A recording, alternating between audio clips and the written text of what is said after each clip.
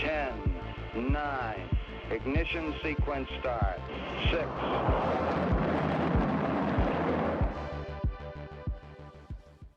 Hello and welcome to Rocket Fuel, your daily update of everything that's happening in the Rocket Pool community.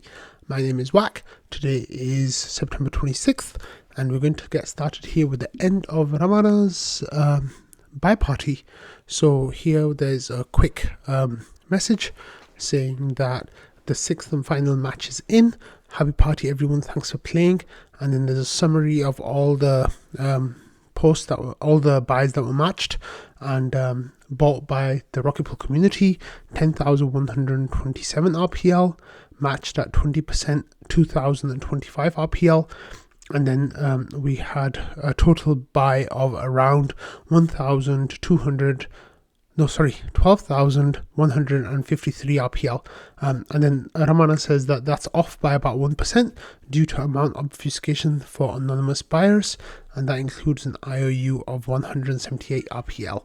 So that's the final score, and the POAPs will be sent out. So if you have a look, I got the POAP. Let me show you. It is right here, and it's called Ramana's RPL buying party. 16 people have so far received the POAP.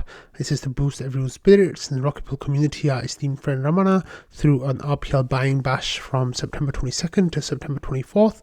Ramana even promised to snag some RPL for promised to snag RPL for 5 purchases made. Yeah, that's the same description that we read the other day. So that's what the POAP looks like. If you didn't get it, too late.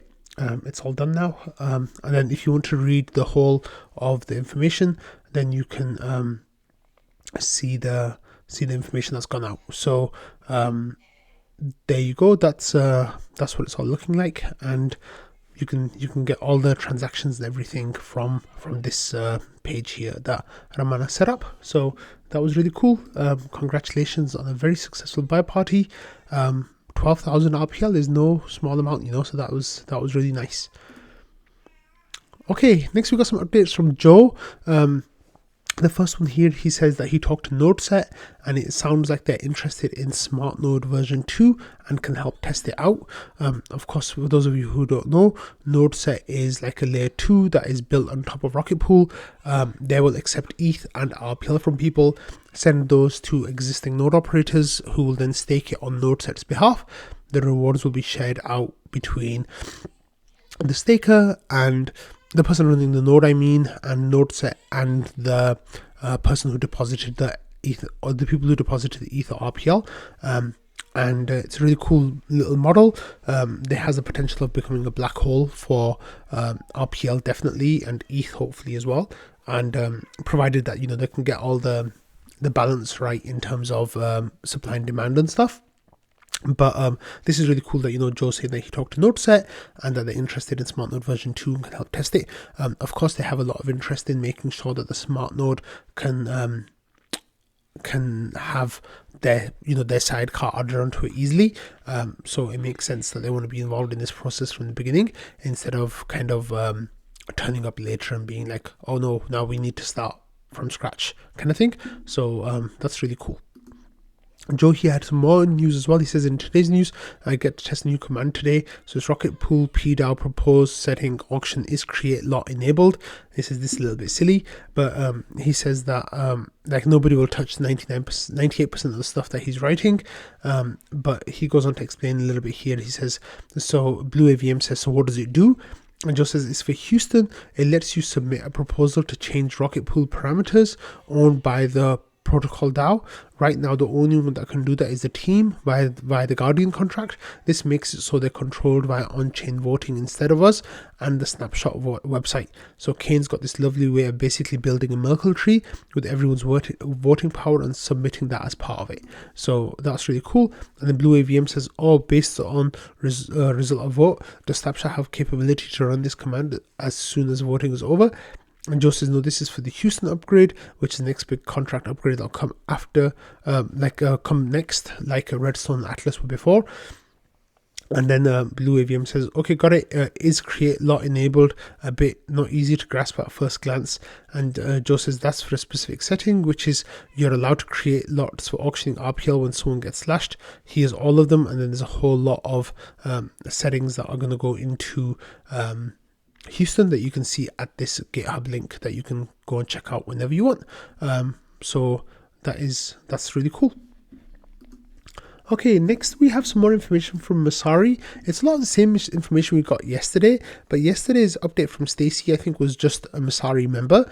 Today, Kunal here is an actual researcher at Messari and has written a lot of posts about RPL and Rocket Pool in the past. So the summary of the article is kind of the same, and he says that the amount of ETH staked has consistently grown, and there's different solutions for fixing this. So what's the impact on Lido? So then they talk about Lido, and he says additionally, this is where he talks about RPL. He says additionally, I expect RPL to be a key beneficiary if Eigenlayer is able to award decentralized node operators. I expect its staking share to increase to 5%. With a fair value of $35 to $40 in my base case. Even my base case shows little scope for downside at current ETH prices. So let's quickly have a look at this chart, because I think some of you might have missed it the last time that it was looked at.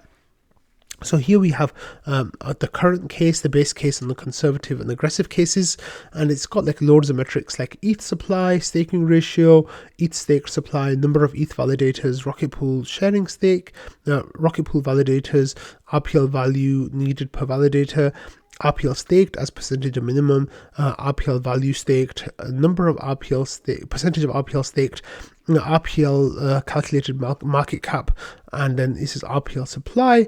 So the number is from October 23, so I guess kind of projecting forward. And then it says RPL calculated vote, ETH price, and RPL calculated value. So here there are a couple of things that I want to focus on. The first one is the percentage of RPL staked. So currently we have 49% of RPL staked, about 50%. And in the conservative case, that's kind of where we're going to end up at 50% of RPL staked.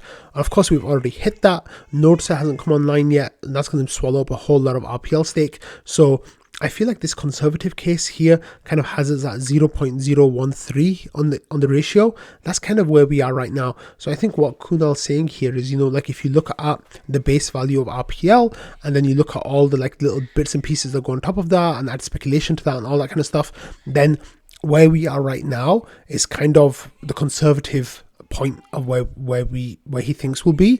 The base case, he thinks that it'll be 70% of the RPL's total supply will be staked, and in the aggressive case it'll be 85%.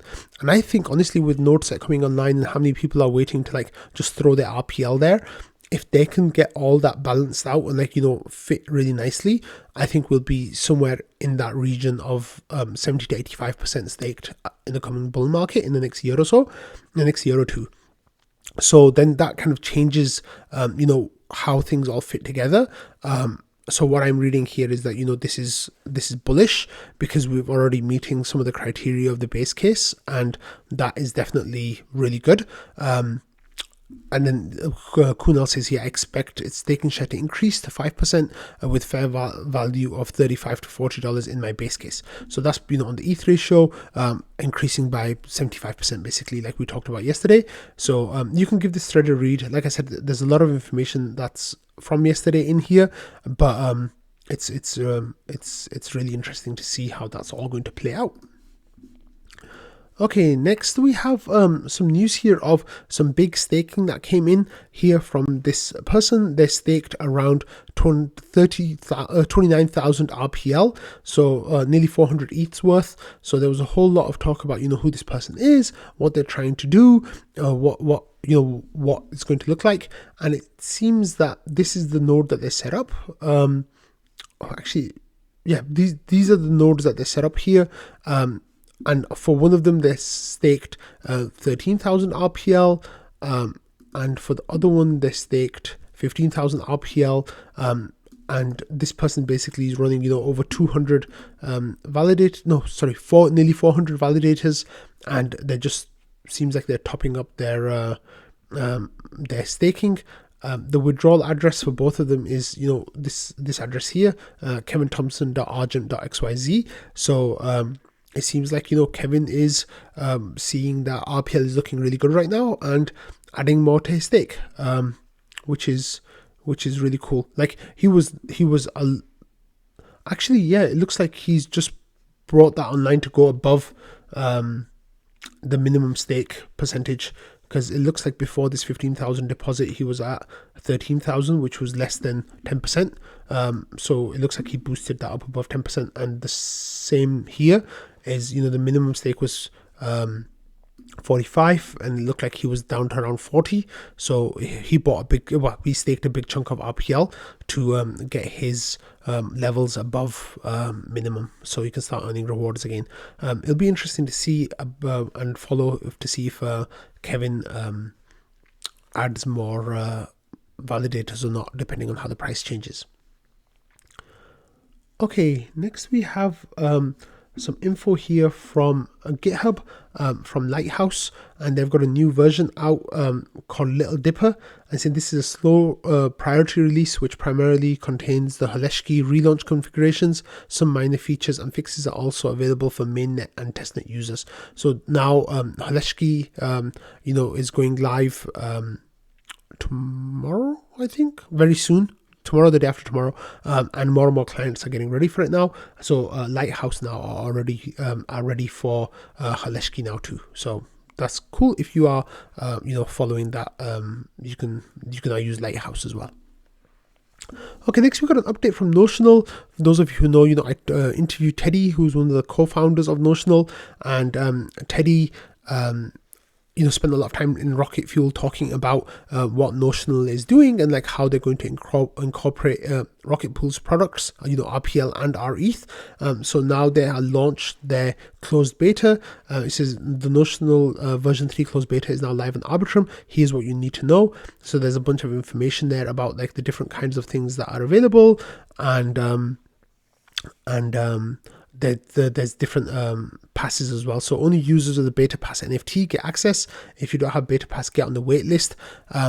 If you are curious about this and if you want to try this out, send me a message and I'll try to talk to Teddy about getting some Rocket Fuel listeners moved up to the top of the wait list and seeing if that works out. Let me know if there's any interest. One of the things that you might find interesting here is that there's a yield contest as well. So it says we're running a special yield contest exclusively for beta participants. The users that earn the highest APYs will win their Note token, NFTs, or some L2 DAO tokens as well. And there's some details there. So what they're listing, starting with USDC, DAI, USDT, Frax, and then there's ETH, WST ETH, RETH, and Wrap Bitcoin. And I think moving forward, they're going to incorporate RPL and the LDO tokens also. And then you can use those. It says all currencies will have deposits capped at 250,000 and except ETH and USDC, which will be capped at 500,000. So if you want to go and play around with that, either get yourself on this waitlist that's mentioned here to get the NFT, or send me a message and ask, and I will get in touch with Teddy and see what Teddy can do. But definitely check that out and let me know how it is if you do check that out.